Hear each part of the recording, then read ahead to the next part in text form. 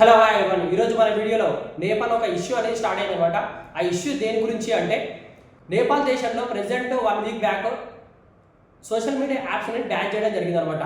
Apps ban వల్ల యూత్లో ఒక ఫ్రస్ట్రేషన్ అనేది స్టార్ట్ అయ్యి ఈ అల్లర్లకు దారి తీసింది అనమాట. ఆ అల్లర్లు ఎంత పెద్దగా వెళ్ళాయంటే ప్రభుత్వ ఆస్తులను ధ్వంసం చేయడము, ప్రభుత్వాన్ని కూల్ చేయడము ఇంతవరకు వచ్చిందనమాట అల్లర్లు. అసలు మెయిన్గా ఎందుకు ఇలాంటి అల్లర్లు స్టార్ట్ అయినాయి, దేనికోసం స్టార్ట్ అయినాయని మనం డీప్గా తెలుసుకుందన్నమాట మన వీడియోలో. మెయిన్గా సెప్టెంబర్ 4న గవర్నమెంట్ ఒక 26 సోషల్ మీడియా యాప్స్ అనేది బ్యాన్ చేయడం జరిగింది అనమాట. Including Facebook, Twitter, Instagram, YouTube ఇలాంటి సోషల్ మీడియా యాప్స్ అనేది 26 యాప్స్ అనేది బ్యాన్ చేయడం జరిగిందనమాట. అసలు ఎందుకు బ్యాన్ చేస్తారు సోషల్ మీడియా యాప్స్ను, దేనికోసం బ్యాన్ చేస్తారు ఆ రీజన్ ప్రకారం చూసుకుంటే మనము ప్రభుత్వం చెప్పే రీజన్ ఏంటి అంటే మిస్ఇన్ఫర్మేషన్ పాస్ చేయడము, అసలు అలాగే హేట్ స్పీచ్ని స్పాట్ చేయడము, అలాగే సైబర్ క్రైమ్ కోసము ఇలాంటి వాటి వల్ల మేము ఈ యాప్స్కి ఒక డెడ్ లైన్ అనేది ఇచ్చాము. ఒక 7 days డెడ్ లైన్ అనేది ఇచ్చాము. ఆ 7 days డెడ్ లైన్లో వాళ్ళు మా గవర్నమెంట్లో రిజిస్టర్ కావాలి. రిజిస్టర్ అయితే ఇప్పట్లాగానే యాప్స్ను రీసెంట్గా ఎలాగైతే నడిచాయో మా దేశంలో అలాగే నడుస్తాయని చెప్పారంట. కానీ ఈ యాప్స్ ఏవైతే ఉన్నాయో ఆ గవర్నమెంట్లో రిజిస్టర్ కాలేదనమాట. అసలు రిజిస్టర్ అవ్వాల్సిన అవసరం ఏమొచ్చింది, అంతకన్నా అవసరం ఏమొచ్చింది గవర్నమెంట్ రిజిస్టర్ ఇప్పుడు ప్రజెంట్ అన్ని దేశాల్లో అన్ని ప్రజెంట్ అలాగే రిజిస్టర్ అయ్యాయా అంటే అది అలా ఏమీ లేదు. మరి నేపాల్లోనే రిజిస్టర్ కావాల్సిన అవసరం ఏమొచ్చింది అంటే వాళ్ళు గవర్నమెంట్కి ఒక రీజన్ అంటే చెప్తున్నా. ఆ రీజన్ నేను లాస్ట్లో చెప్తాను ఎందుకోసం అని చెప్పి. దానికి ఒక మెయిన్ రీజన్ ఉంది, అది మనం లాస్ట్లో మాట్లాడుతున్నాం అనమాట.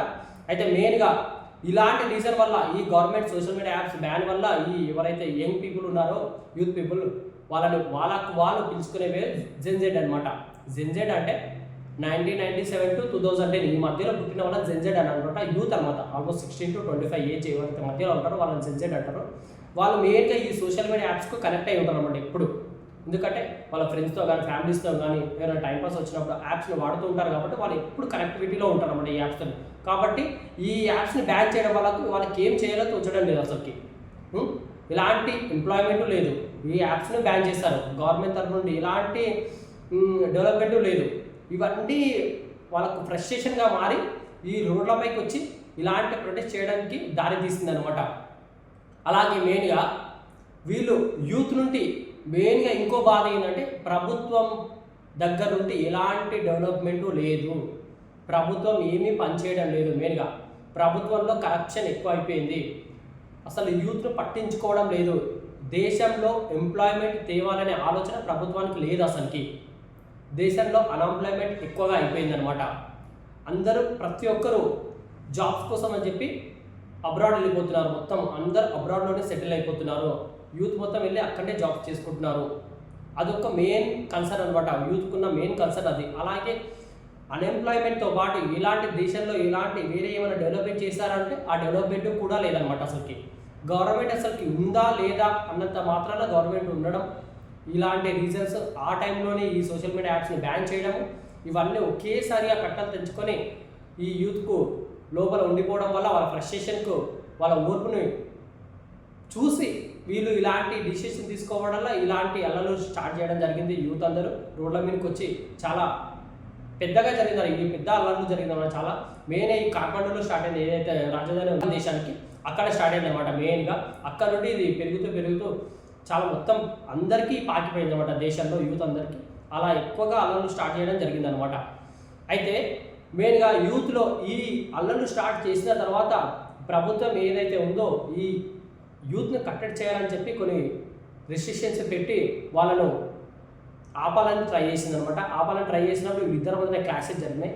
ఎవరైతే ప్రభుత్వం ఆఫీసర్స్ ఉన్నారో వాళ్ళ మధ్యలో యూత్ మధ్యలో క్లాసెస్ జరిగినప్పుడు ఒక 19 మంది యూత్ కూడా చనిపోవడం జరిగింది. వాళ్ళు యూత్ లేకపోతే ప్రజలు నార్మల్ పీపుల్ అయి ఉండొచ్చు, వాళ్ళు చనిపోవడం జరిగింది అనమాట. అది చనిపోయిన తర్వాత ఈ అల్లర్లు ఇంకా ఎక్కువ కావడం, అసలు ఈ మెయిన్గా ఈ యూత్ ఎవరైతే ఉన్నారో వాళ్ళు ప్రభుత్వానికి పూర్తిగా అగేన్స్ట్గా మారడం జరిగింది. ప్రభుత్వానికి సంబంధించిన ఆస్తులను ధ్వంసం చేయడం, పార్లమెంటు, హైకోర్టు, ఇలా ప్రైమ్ మినిస్టర్లు వాళ్ళు ఎవరైతే ఉన్నారో వాళ్ళ సంబంధించిన ఆస్తులను వాళ్ళ ఇళ్లను కూడా ధ్వంసం చేయడం స్టార్ట్ చేశారనమాట. మెయిన్గా హైకోర్టును కూడా ధ్వంసం చేయడం, కాల్చడం స్టార్ట్ చేశారంటే ఇంతగా పెద్దగా స్టార్ట్ చేశారు. ఈ ప్రొటెక్ట్ ఎంత పెద్దగా అవుతుందని మనం అర్థం చేసుకోవాలన్నమాట. అలాంటి అల్లర్లు స్టార్ట్ చేయడం జరిగింది అనమాట యూత్ అనేది. అయితే మెయిన్గా ప్రెసెంట్ ప్రైమ్ మినిస్టర్ ఎవరైతే ఉన్నారో కేపీ శర్మ ఓలీ అని, ఆయనకి ఇంకా ప్రెషర్ రావడం జరిగిందనమాట. ఈయన ఎప్పుడైతే ఖచ్చితంగా రిజైన్ చేయాలి అని చెప్పి యూత్లో కూడా ఒక మాట అనేది స్టార్ట్ చేయడం జరిగిందనమాట. ప్రెజెంట్ ఆయన మీద ప్రెషర్ వల్ల ఆయన కూడా రిజైన్ చేశాడు అని చెప్తున్నారు. అది రిజైన్ కన్ఫర్మా కాదని ఇంకా తెలీదు. ఆయన మెయిన్గా ప్రెజెంట్ ఆయన అండర్ కవర్లో ఉన్నారు. ఆయన వేరే దేశానికి వెళ్ళే ఆలోచనలో ఉన్నట్లు తెలుస్తుంది అనమాట. మీడియా ద్వారా తెలుస్తుంది అనమాట. ఆయన ప్రెజెంట్ దుబాయ్ వెళ్ళాలన్న ఆలోచనతో ఉన్నట్లు తెలుస్తుంది అనమాట. Present law and order uncontrol అయిపోయింది అనమాట. అసలు కంట్రోల్ లేకుండా పోయింది. ప్రభుత్వం కంట్రోల్ చేయలేనంతగా అలలు జరగడం స్టార్ట్ అయినాయి. దీనికి కంట్రోల్ చేయడానికి ప్రెజెంట్ ఇప్పుడు మిలిటరీ రంగంలోకి దిగినట్టుగా ప్రభుత్వం చెబుతుంది. మిలిటరీ అన్ని ఏరియాల్లో కర్ఫ్యూ విధించి ఈ అల్లర్లను కంట్రోల్ చేయడానికి ట్రై చేస్తుంది అనమాట. అంత పెద్దగా అల్లర్లు స్టార్ట్ చేయడం జరిగింది ఈ జెన్జెడ్ అనేవాళ్ళు. అయితే ఈ సోషల్ మీడియా యాప్స్ బ్యాన్ చేయడం వల్ల స్టార్ట్ అయిన ఈ అల్లర్లను మొత్తము బాగా ఆలోచన చేసి ప్రభుత్వం ఏం చేసిందంటే ఈ యాప్ అనేది ఈ బ్యాన్ అనేది ఎత్తేసింది అనమాట. సెప్టెంబర్ 8న ఈ బ్యాన్ ఎత్తేసినా కూడా ఇంకా అల్లర్లు ఆగకపోవడం, ఇంకా అల్లర్లు జరుగుతూనే ఉండడం చూస్తున్నాం అన్నమాట. అసలు ఎందుకు దేని కోసం ఈ అల్లర్లు ఇంకా జరుగుతున్నాయి? సోషల్ మీడియా యాప్స్ బ్యాన్ కోసమే అయితేనేమో ఇప్పటికీ ఆపేసింది, ఎందుకంటే బ్యాన్ ఎత్తేసారు కాబట్టి ఆపేయాలి, కానీ ఇంకా ఆపేయలేదు. మరి రీజన్ ఏంది అసలుకి? అసలు మెయిన్ రీజన్ ఏందో కూడా అర్థం కావట్లేదు. ఈ అల్లర్లు చూస్తుంటే మెయిన్గా ప్రజెంట్ ఈ నేపాల్ ప్రభుత్వం ఏదైతే ప్రభుత్వం ఉందో అది మెయిన్గా పక్క దేశమైన చైనాతో జరుపుతుందన్నమాట. వాళ్ళతోనే ఎక్కువగా ఫ్రెండ్షిప్ చేస్తూ ఉందన్నమాట చైనాతో. అలాగే ఈ ప్రజెంట్ ప్రభుత్వం ఏదైతే ఉందో నేపాల్ ప్రభుత్వము అది 15 years బ్యాక్ అనమాట. 15 years నుండి వీళ్ళు స్వతంత్ర ఈ ప్రభుత్వాన్ని అనేది ఏర్పాటు చేసుకున్నారు. ఫస్ట్ రాచరికం నుండి ప్రభుత్వాన్ని ఏర్పాటు చేసుకున్నారు. 15 సంవత్సరాల నుండి ప్రభుత్వాన్ని ఏర్పాటు చేసుకున్నారు. ఈ 15 సంవత్సరాల్లో ప్రభుత్వం ఎన్నిసార్లు మారిందంటే మీరు గుర్తుంచుకోండి ఈ మాట. 12 సార్లు మారిందన్నమాట ప్రభుత్వం. 12 సార్లు ప్రభుత్వం మారిందంటే అసలుకి ఆ ప్రభుత్వంలో ఒక వ్యవస్థ కరెక్ట్గా పనిచేయడం లేదు. అసలు ప్రభుత్వాన్ని నడిపే ఆలోచన ఎవరికి కరెక్ట్గా లేదనమాట. అసలు రాదు. ఎక్కడా కూడా ఆర్థిక వ్యవస్థను కానీ ప్రభుత్వాన్ని నడిపే ఆలోచన కానీ ఎవరికి కరెక్ట్గా లేదనమాట. అందుకని 12 సార్లు ప్రభుత్వం మారిందంటే మీరు ఆలోచన చేసుకోవచ్చు ఆ ప్రభుత్వం ఎలా పనిచేస్తుంది, ఎలాంటి ఆలోచనతో పనిచేస్తుంది, ఆ దేశానికి డెవలప్మెంట్ చేయాలని పనిచేస్తుందా లేకపోతే ఎలాంటి ఆలోచనతో పనిచేస్తుందో అర్థం కావట్లేదు అనమాట. మెయిన్గా యూత్లో ఇంకొక కాన్సెప్ట్ ఏంటంటే కరప్షన్ ఎక్కువైపోయింది. దేశంలో కరప్షన్ ఎక్కువైపోయింది. రాజకీయవేత్తలు కరప్షన్ చేస్తూ వాళ్ళు విలాసమైన జీవితాన్ని గడుపుతున్నారు. ప్రజలను అసలు పట్టించుకోవడం లేదు. ప్రజలు ఎంత అంటే వాళ్ళు ఎంత పేదరికంలోకి వెళ్ళిపోయారంటే అసలు తినడానికి నిత్యావసరాలు కొనుక్కోవాలంటే ధరలు విపరీతంగా పెరిగిపోయాయి అనమాట. అది కూడా పట్టించుకోనంత విలాసమైన జీవితాన్ని రాజకీయవేత్తలు గడుపుతున్నారు కరప్షన్ చేసి అని ప్రజల్లో నిలిచిపోయిన మాట అనమాట ఇది. అలానే అందువల్ల ఈ అల్లర్లు ఇంకా ఎక్కువ కావడం జరుగుతుందన్నమాట. సోషల్ మీడియా యాప్స్ ఏవైతే ఉన్నాయో దాంట్లో ప్రజెంట్ ఉన్న రాజకీయవేత్తలు కానీ పూర్వ రాజకీయవేత్తలు కానీ వాళ్ళ పిల్లలు వాళ్ళు ఆ సోషల్ మీడియాలో కనిపిస్తున్నారు అనమాట. విలాసమైన జీవితాన్ని గడుపుతూ కనిపిస్తున్నారు అనమాట. అది చూసి కూడా ఈ ప్రజల్లో ఒక ప్రొటెక్షన్ జరగడం జరిగిందనమాట. ఎందుకంటే వాళ్ళు అంత విలాసవంతమైన జీవితాన్ని గడుపుతున్నారు. ప్రభుత్వము కరెక్ట్గా లేదు, ప్రభుత్వ వ్యవస్థ కరెక్ట్ లేదు. వీళ్ళు కరప్షన్ ఎక్కువైపోయి వీళ్ళ జీవితాన్ని వీళ్ళు చూసుకొని కరప్షన్ విపరీతంగా దోచుకొని ప్రభుత్వాన్ని వాళ్ళ జీవితాన్ని వాళ్ళు చూసుకుంటున్నారు. ప్రభుత్వం ప్రజల్ని అసలు పట్టించుకోవడం లేదు. 12 సార్లు ప్రభుత్వం మారిందంటే ఎవరికి వాళ్ళు వచ్చినంత వరకు దోచుకొని వెళ్ళిపోతున్నారు అనమాట. అసలు ప్రభుత్వాలు పట్టించుకున్న వాళ్ళే, ప్రజలు పట్టించుకున్న వాళ్ళే లేరనమాట. ఇలాంటి ఏ రాజకీయవేత్త కూడా ప్రభుత్వాలు పట్టించుకున్న వాళ్ళే లేరు. ప్రజలున్న కేపీ శర్మ ఓలీ మీద చాలా కేసెస్ ఉన్నాయన్నమాట. కరప్షన్ కేసెస్ కానీ వేరే కేసెస్ చాలా కేసెస్ ఉన్నాయంట. అలాంటి కరప్షన్ ఈ నేపాల్ ప్రభుత్వంలో జరుగుతుంది, నేపాల్ దేశంలో జరుగుతుందని చెప్పి ప్రజలు నిరసనలు వ్యక్తం చేస్తున్నారు అనమాట. ఇవి కూడా ఒక రీజన్ కావచ్చు అని చెప్పి ఎక్స్పర్ట్స్ మెన్షన్ చేస్తున్నారు అనమాట.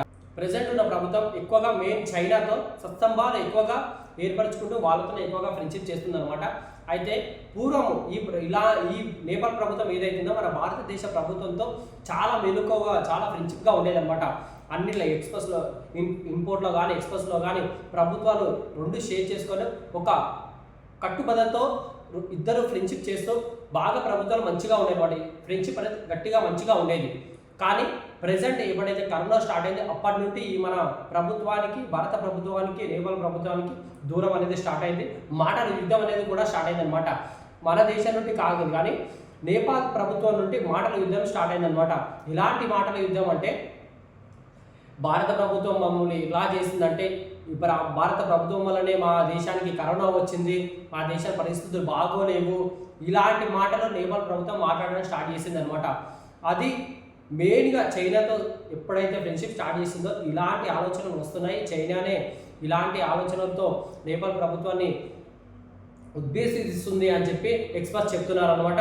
చైనా ప్రభుత్వం చేసే కుమ్మక్కులు ఎలా ఉంటాయంటే, భారతదేశ ప్రభుత్వాన్ని కూల్చాలి, భారతదేశ జీడిపిని నిలకడగా లేకుండా చెయ్యాలి, ఆ దేశం డెవలప్మెంట్ అవుతుంది, దాన్ని కాకుండా చూడాలి అనే ఆలోచనతో చైనా ఉన్నట్టుగా ఎక్స్పర్ట్ చెప్తున్నారు. చైనా ఎప్పుడైతే ఏ దేశాలతో అయితే ఫ్రెండ్షిప్ చేస్తుందో ఆ దేశం నుండి వేరే దేశాలకు గట్టిగా మాటలు యుద్ధం కానీ, ఇంపోర్ట్స్ ఎక్స్పోర్ట్స్ వ్యాపార లావాదేవీల్లో కానీ గొడవలు రావడం, వ్యాపారానికి సంబంధించిన బిజినెస్ కానీ అన్నీ ఆగిపోవడం జరుగుతుందన్నమాట. అలాంటి దురుద్దేశంతో ఈ చైనా ప్రభుత్వం నడుస్తూ ఉంటుందన్నమాట. ఎప్పటికీ అప్పుడు భారతదేశాన్ని దెబ్బతీయాలనే ఆలోచనతో చైనా ప్రభుత్వం ఆలోచన చేస్తూ ఉంటుందన్నమాట. మనం మెయిన్గా ఆలోచించిన విషయం ఏంటంటే, మన భారతదేశ ఆనుకొని ఉన్న సరిహద్దులో ఉన్న దేశాలు అన్నమాట. బంగ్లాదేశ్, మియాన్మార్, అలాగే శ్రీలంక, ఇప్పుడు ఇది నేపాల్ అనమాట. ఈ మన దేశానికి ఆనుకున్న సరిహద్దులో ఆనుకొని ఉన్న దేశాలే ప్రజెంట్ అల్లర్లకు గురవుతున్నాయి అనమాట. ప్రజెంట్ శ్రీలంక కానీ, బంగ్లాదేశ్ కానీ, ఇప్పుడు ఇది నేపాల్ కానీ, ఇలాంటి అల్లర్లు మెయిన్గా యూత్ స్టార్ట్ చేయడం జరుగుతుంది. ఆ అల్లర్లు ఎక్కడి వరకు వెళ్తున్నాయంటే ఒక స్థాయి దాకా వెళ్ళి ఆగిపోవాలి, కానీ అది ఆగిపోవడం లేదనమాట. అది ఇంకా పెద్దగా జరగడము, అది ప్రభుత్వాన్ని కూల్చేంతగా దారి తీస్తున్నాయి అనమాట. అది మనం గుర్తుపెట్టుకోవాలి. ఎప్పుడైనా సరే మన పక్క దేశాల్లో ఎప్పుడైతే అల్లర్లు జరుగుతూ ఉంటాయో మన దేశానికి కూడా పాకే అవకాశం ఎక్కువగా ఉంటుందన్నమాట.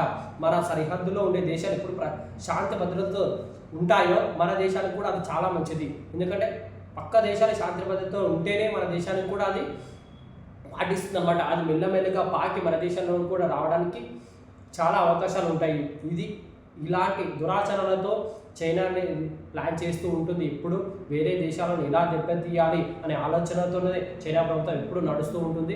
ఇలాంటి ఆలోచనలు మీకు ఎలా అనిపిస్తాయి ఖచ్చితంగా కామెంట్లో మెన్షన్ చేయండి. అలాగే ఈ నేపాల్ ప్రభుత్వానికి సంబంధించిన ఈ ప్రొటెస్ట్, ఈ ప్రజలకు సంబంధించిన ప్రొటెస్ట్ మీకు ఎలా కనిపిస్తున్నాయో కూడా కామెంట్లో మెన్షన్ చేయండి. అలాగే మెయిన్గా మీకు చెప్పాను కదా రీజన్ చెప్తానని చెప్పి, మెయిన్గా నేపాల్ ప్రభుత్వం ఈ యాప్స్ని బ్యాన్ చేయడానికి మెయిన్ రీజన్ వచ్చేసి ఇందాక నేను చెప్పాను కదా, ఎప్పుడైతే ఈ సోషల్ మీడియా యాప్స్లో వీళ్ళకి సంబంధించిన వీడియోస్ ఎప్పుడైతే ఈ యాప్స్లలో ప్రజలకు కనిపించడం జరుగుతుందో, జరిగినప్పుడు ఈ అగెయిన్స్ట్ అయిన ప్రొటెస్ట్ స్టార్ట్ చేయడం జరుగుతుంది అనమాట. ఇలాంటివి జరగవద్దు అని చెప్పి ప్రభుత్వం ముందుగానే ఆలోచన చేసి ఎప్పుడైతే ఈ యాప్స్ని కట్టడి చేయాలనే ఆలోచన ప్రభుత్వానికి వచ్చిందనమాట. అందుకనే మా దేశంలో రిజిస్టర్ కావాలి, రిజిస్టర్ అయితే గవర్నమెంట్కి సంబంధించిన విషయాలు కానీ వేరే విషయాలు కానీ ఏవైతే అన్పోస్టెడ్ విషయాలు ఏవైతే ఉంటాయో ఆ వీడియోస్ను అక్కడనే ఆపేయచ్చు, అవి సోషల్ మీడియాలో రాకుండా చూసుకోవచ్చు అనే కట్టడి చేయలేని ఆలోచనతో ఈ ప్రభుత్వం అనేది ఈ యాప్స్కి ఒక ప్రభుత్వంలో రిజిస్టర్ కావాలని లింక్ పెట్టిందనమాట. ఆ లింక్ ప్రజలకు ఇప్పుడు అర్థమైందనమాట. అందుకనే చెప్పి ప్రజలు అగెయిన్స్ట్గా, ప్రభుత్వానికి అగెయిన్స్ట్గా మారడం జరిగింది, ప్రొటెస్ట్ చేయడం జరిగింది. కాబట్టి ఎప్పుడైనా సరే ప్రభుత్వం ప్రజల మేలు కోసం పనిచేయాలి, కానీ వాళ్ళ సొంత లావాదేవీల కోసం, ఆస్తులు పెంచుకోవడం కోసం పని చేయకూడదు. ఇది ఖచ్చితంగా ప్రభుత్వాలు గుర్తుపెట్టుకోవాలి. ఎప్పుడైతే ప్రజలు వాళ్ళకి అగెయిన్స్ట్గా మారుతారో ఎలాంటి ప్రభుత్వం అయినా సరే నేల కూలిపోవాల్సిందే. ప్రజలు ఉన్నంత వరకే ప్రభుత్వం ఉంటుంది. ప్రజలు ఎప్పుడైతే తిరగబడతారో ప్రభుత్వం, ఎలాంటి ప్రభుత్వం అయినా సరే కూలిపోతుంది. ఇది ఖచ్చితంగా ప్రభుత్వాలు గుర్తుపెట్టుకోవాల్సిన మాట అన్నమాట. మీకు ఈ విషయాలు ఎలా అనిపిస్తున్నాయి? ఈ పక్క దేశాల్లో నడుస్తున్న ఈ అల్లర్లు మన దేశానికి ఏమైనా ఎఫెక్ట్ చేస్తుందా లేదా ప్రతి ఒక్కరు కామెంట్లో మెన్షన్ చేయండి. మీకు కనుక ఇన్ఫర్మేషన్ వర్తి అనిపిస్తే మన ఛానల్ని సబ్స్క్రైబ్ చేసుకోండి. మీకు ఇలాంటి విషయాలు మన ఛానల్ ద్వారా తెలుస్తూనే ఉంటాయి. Thank you all.